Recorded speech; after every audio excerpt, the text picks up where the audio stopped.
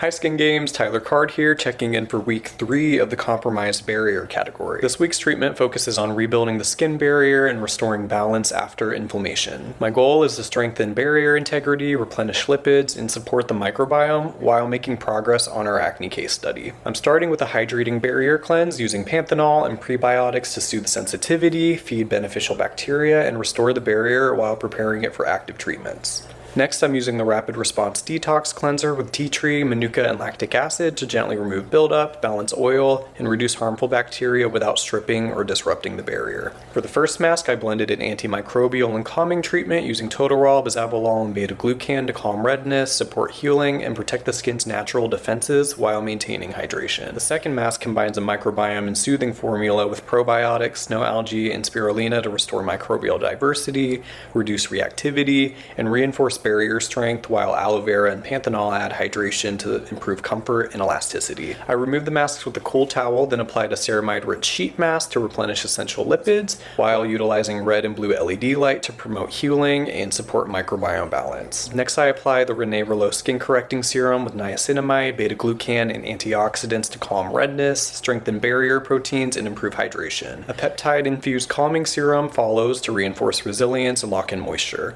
I finish with an antioxidant broad-spectrum SPF, utilizing niacinamide, bisabolol, and vitamin E to protect against UV damage and environmental stress, followed by the Biome Balancing Serum, a probiotic lipid blend with bacillus ferment, squalane, and triglycerides that restore microbial diversity and strengthens the barrier long-term. At this stage of her program, every step is focused on recovery and resilience, rebuilding the foundation of healthy skin so it stays balanced, hydrated, and ready for future corrective work. Stay tuned for next week where we'll be doing our first active treatment.